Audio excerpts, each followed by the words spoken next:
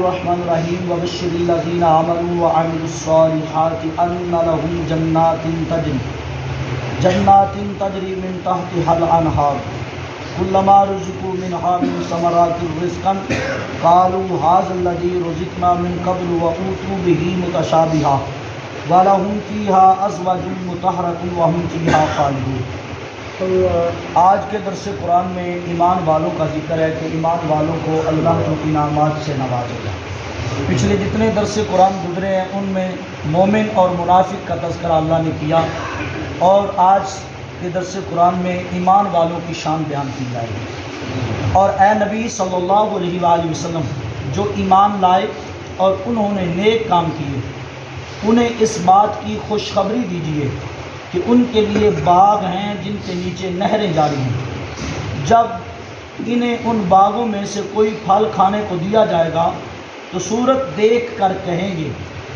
یہ تو وہی رزق ہے جو ہمیں اس سے پہلے ملا تھا، اور وہ صورت میں ملتا جلتا ہی انہیں دیا جائے گا، اور ان کے لیے ان باغوں میں پاکیزہ ستھری بیویاں ہوں گی، اور وہ ان باغوں میں ہمیشہ ہمیشہ رہیں گے۔ پچھلے دو لائٹ بات۔ پھر مسلمانوں کا قیامت میں جو حال ہونا ہے اس کا ذکر کیا کہ اے میرے محبوب صلی اللہ علیہ وآلہ وسلم، ان کو جو ایمان لائے اور قرآن کی تصدیق کی، تمہارا کہا مانا، اچھے کام کیے، اللہ کی عبادت کی، خوشخبری سنا دو، ان کو وہاں جنت ملے گی جن کے مکانوں اور درختوں کے نیچے دودھ، شہد، شراب اور پانی کی نہریں بہتی ہوں گی۔ اس کے میوے ہم شکل ہوں گے، جب ایک میوہ کھا چکیں گے دوسرا، تیسرا پھر اسی شکل کا آئے گا، تو کہیں گے یہ تو ہم کھا چکے ہیں، حالانکہ اس کا مزہ اور ہوگا اور بعد والے پھل کا مزہ اور ہوگا۔ صورت پہلے کسی ہوگی، 3 مرتبہ اگر 4 مرتبہ پھل ملے گا، پہلا پھل جو پیش کیا جائے گا جنتی کو وہ کھائے گا، دوسرا پھل بھی اس شکل کا ہی ہوگا، لیکن وہ کہے گا یہ تو ہم پھل پہلے کھا چکے ہیں۔ تیسرا پھر پھل اسی طرح کا ہوگا، وہ کہیں گے یہ بھی ہم کھا چکے ہیں، لیکن اللہ فرماتا ہے ان کا ذائقہ الگ الگ ہوگا، شکل ایک جیسی ہوگی۔ فار ایگزامپل ایک سیب ہے، دوسرا جو پھل ہے وہ بھی سیب کی طرح ہی ہوگا لیکن اس کا ذائقہ الگ ہوگا، تیسرا جو پھل ہوگا وہ بھی سیب کی طرح ہی ہوگا لیکن اس کا ذائقہ بھی الگ ہوگا۔ اسی طرح سرکار اللہ کریم نے ارشاد فرمایا کہ دودھ کی نہریں اور شراب اور پانی کی نہریں بہتی ہوگی، اس کے میوے ہم شکل ہوں گے، جب ایک میوہ کھا چکیں گے دوسرا، تیسرا پھر اسی شکل کا ہوگا، کہیں گے یہ تو ہم کھا چکے ہیں، حالانکہ اس کا مزہ اور ہی ہوگا، صورت پہلے کی طرح ہوگی۔ وہاں ان کو عورتیں ملیں گی جو حیض و نفاس اور بد اخلاقی وغیرہ ناپاکیوں سے پاک ستھری ہوں گی۔ جو معاشرے کی عورتوں میں بیماریاں پائی جاتی ہیں، ایسی بیماریاں ان عورتوں میں نہیں ہوگی جو جنت میں ملیں گی، وہ اخلاق والی ہوں گی۔ ہماری عورتیں بد اخلاقی کر لیتی ہیں اپنے خامد کی، لیکن جنت کی جو حور ملے گی وہ اخلاق والی ہوگی اور حیض و نفاس سے بھی پاک ہوگی، پاک ستھری ہوں گی، اور وہاں ہمیشہ مزے میں رہیں گے،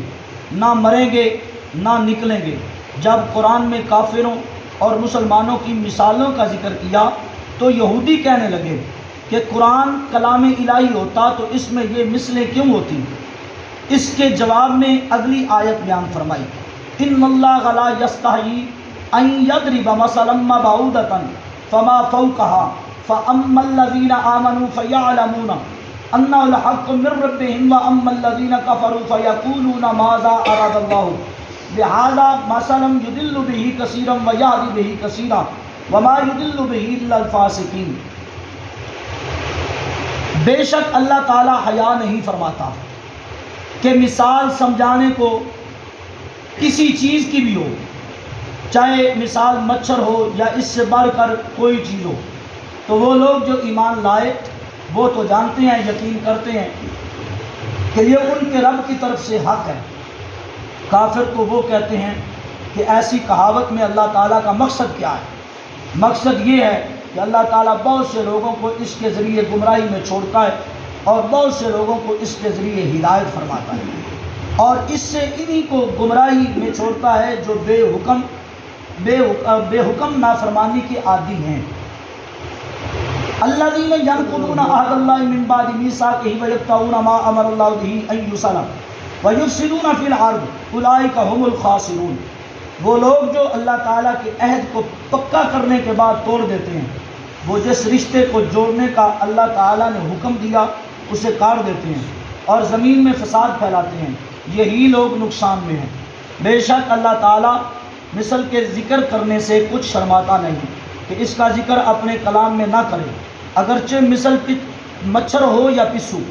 اس سے بھی حقیر چیز کی مثل ذکر کرنے میں کوئی قباحت نہیں۔ فما فوقہا سے یہ مراد ہے کہ جسم میں اس سے بڑی ہو، جیسے مکھی وغیرہ، یا حقارت میں اس سے زیادہ ہو۔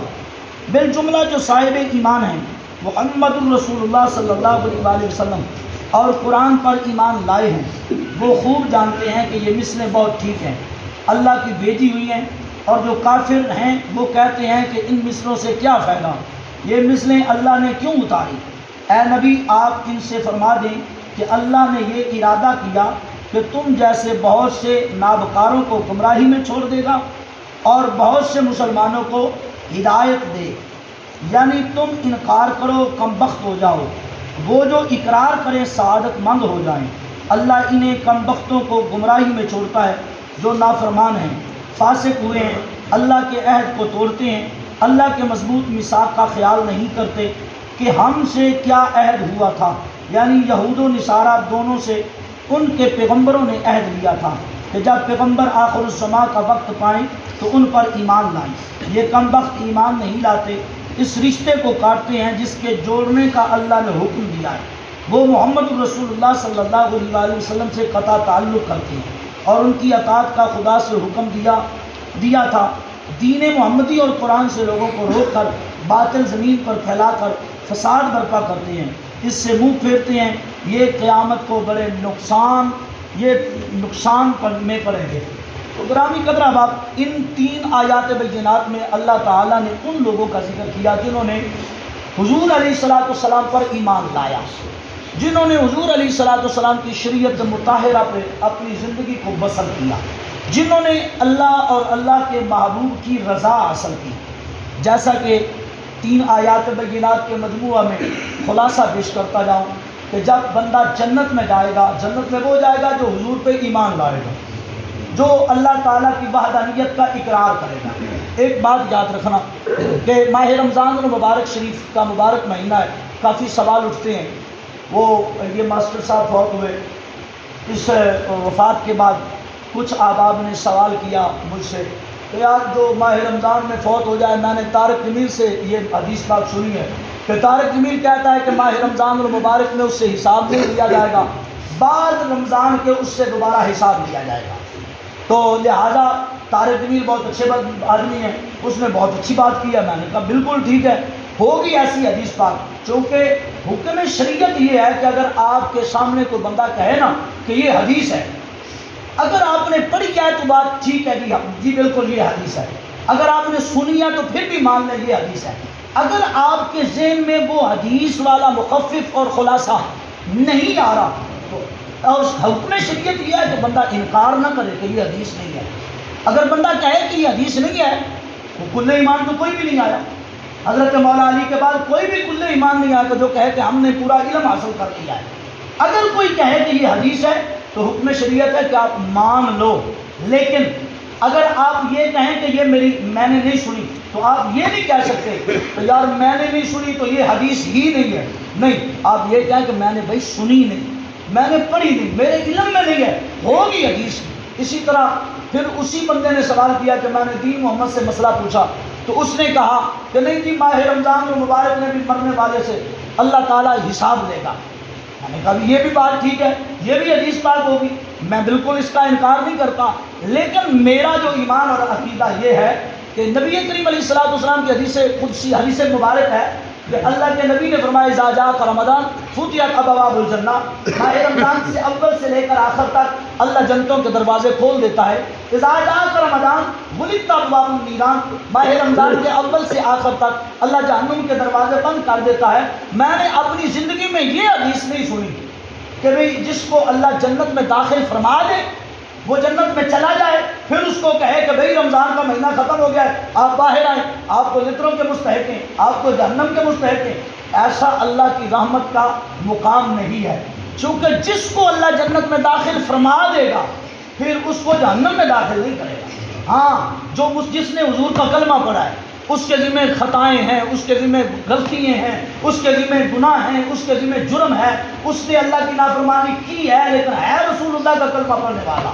اس کو جہنم میں داخل کیا جائے گا. لیکن اتنی دیر جتنے اس نے گناہ کیے ہیں اس گناہوں کی سزا جب مکمل ہو جائے گی تو رسول اللہ کے کلمے کی برکت سے اس کو جہنم سے نکال کر جنت میں داخل کیا جائے گا. آخر مقام جو مسلمان کا ہے، آخر ٹھکانہ جو مسلمان کا ہے جس نے رسول اللہ کا کلمہ پڑھا ہے. غلطیاں ہر بندے میں ہوتی ہیں، ہر مسلمان میں ہوتی ہیں، غلطیوں کی سزا جہنم میں ملے گی، لیکن اگر اس نے حضور کا کلمہ ایمان کی حالت میں پڑھا ہے تو پھر اس کا آخری ٹھکانہ جنت ہوگا. میں نے ایسی حدیث نہیں سنی اپنے 20 سالہ اس عمر کے حصے میں کہ جس میں یہ ہو حکم کہ اللہ تعالیٰ نے ایک بندے کو جنت میں داخل فرما دیا تو پھر جنت سے اس کو نکال کر جہنم میں داخل فرما دیا. ایسا نہیں ہوگا، چونکہ جس کو جنت میں اللہ داخل فرمائے گا پھر اس کو جہنم میں داخل نہیں کرے گا. یہ اللہ تعالیٰ کی رحمت کا خاصہ ہے، یہ اللہ تعالیٰ کی رحمت کا مقام ہے. جس کو اللہ تعالیٰ جنت میں داخل فرما دے گا اس کو جنت میں حوریں ملے گی. کل کا درس بھی انشاءاللہ انہی آیات بینات پہ ہوگا اور اس میں جنت میں جو مومن کا مقام ہوگا وہ انشاءاللہ بیان کیا جائے گا. اگلا جو درس ہے 2 دن مطلب کل سے اگلے دن وہ انشاءاللہ اس سے آگے 28 نمبر آیت جو ہے وہ انشاءاللہ تلاوت کریں گے. اللہ تعالیٰ میری اور تھوڑی سب کی حاضری کو اللہ قبول فرمائے اور ہمارے لیے بخشش کا سامان بنائے. بما توفیق